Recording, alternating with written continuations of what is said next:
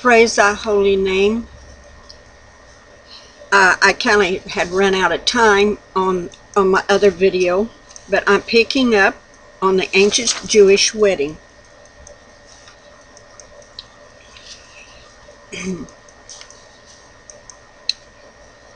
Trying to begin where I had left off. The Jewish laws enjoins the entire community to bring joy and happiness to both the bride and the groom. The entire community. During each day of their marriage, the bride and groom will strive to grow and to adjust to each other in order to establish the foundation for a faithful Jewish home. Now, I know many will say, oh, Jesus isn't Jewish. Well, he come from a young Jewish virgin, so, and God the Father chose a young Jewish virgin, so would that not make him Jewish?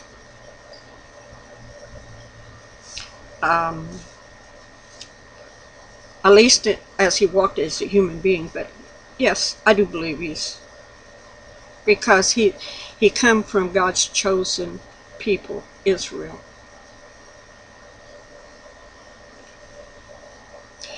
With this in mind, let us examine the Bible's wedding ceremony that God gave to the Jewish people.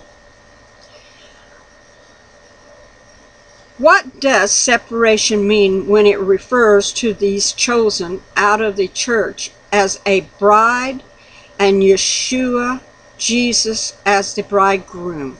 What does it mean? Is this just fluid language? Is it merely indicating God's love for his people? Understanding ancient Jewish wedding practices makes the meaning of separation clear. The wedding is a picture of the covenant of Yeshua, Jesus, made and revealed his plans to return for his bride, the chosen ones.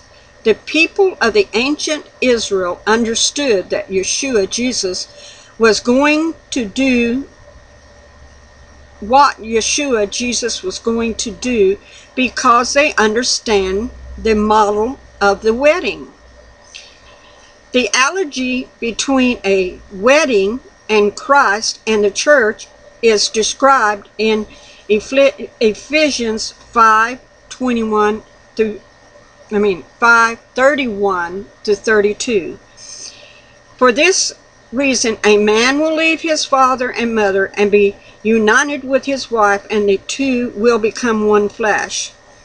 This is a profound mystery, but I am talking about Christ and the church. Therefore, the service in the temple done by the priest was divine and came from God. Romans 9:4, Hebrews 9:1. But if you read the entire Bible from Genesis to Revelations, you will not find a detailed description of this service that were done in the temple. You won't. They were passed on through oral law or oral interpretation, which is written in the form of the Talmud, Talmud. Likewise, the steps in the ancient Jewish wedding customs are not written down in the Bible. They are only altered to in various places in the Bible. For example, when Yeshua, Jesus, said in John 14:2, I go to prepare a place for you. This is Jewish wedding talk, and the words that the groom would say to the bride as he left to prepare her a house so that he could return at a later time to marry his bride when the father okayed the house. Only the father knew when the groom would return to get his bride. And isn't that what he said? No one knows. Not me, not the angels, only the Father. This background is only understood by knowing about the various customs of the Jewish people. This is an entire trait in the Torah, the oral interpretation, that deals with marriage. It is from these sources that you will begin to understand and can determine the example of the ancient Jewish wedding custom. However, you won't be able to find them for you. However, you won't be able to find them for you in a step-by-step description in our written Bible. This requires us to be even greater students of God's Word, so that we can study to show ourselves approved of God. 2 Timothy 2:15. The following overviews the practices of ancient Jewish betrothals and wedding. In parallel, it shows how Yeshua, Jesus, has fulfilled the betrothal portion of the wedding, and how he will fulfill the remainder when he comes again for his bride. And he is going to come for his bride one day soon. The betrothal is a parallel to the engagement in most ways, except that in the ancient Jewish custom, it was binding, and it was very binding. It was so binding that it could not be broken without an orthodox divorce. You are considered bound together, one flesh and two body, for the period you entered the betrothal contract until wedding day. When Joseph discovered that his betrothed wife Mary was with child, he had grounds to obtain an orthodox divorce, and he did. He had grounds to divorce her. And in those days, he really had grounds to have her taken outside the city walls and stoned. That was the law.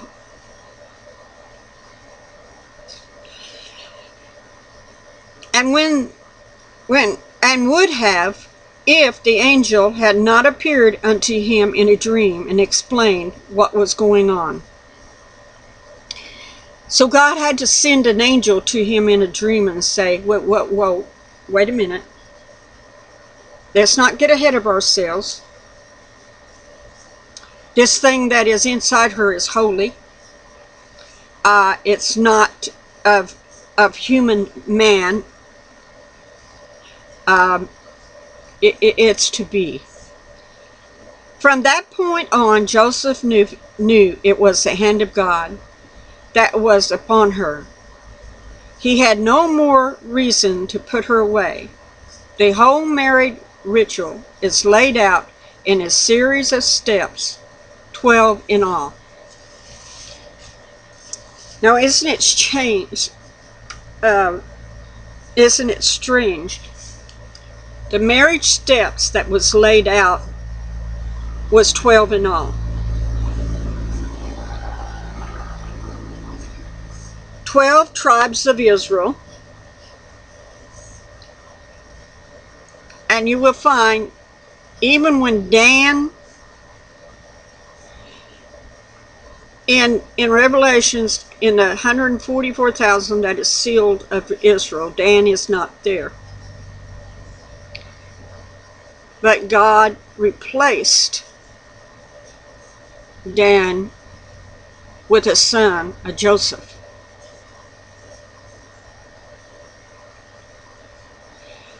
12 is an awesome number in God. 12 disciples.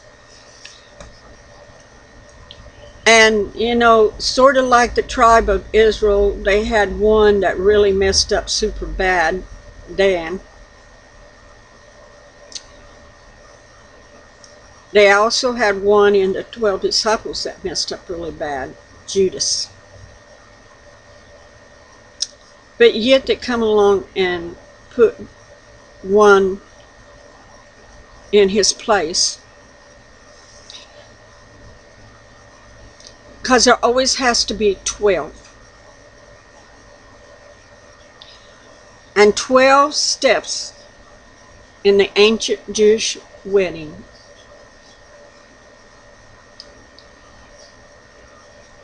is a very, very strong indication of the completion, the whole picture of God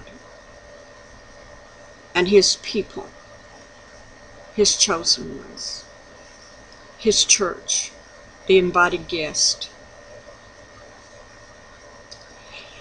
I will continue on with part 3.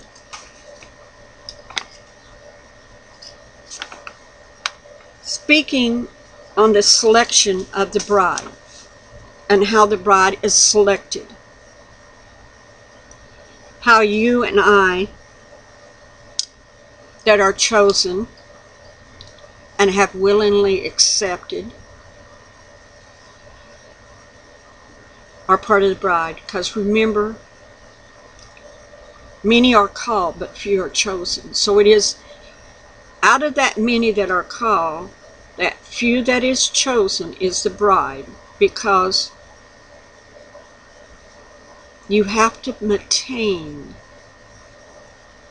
that unity with Him in total love and in total obedience to Him.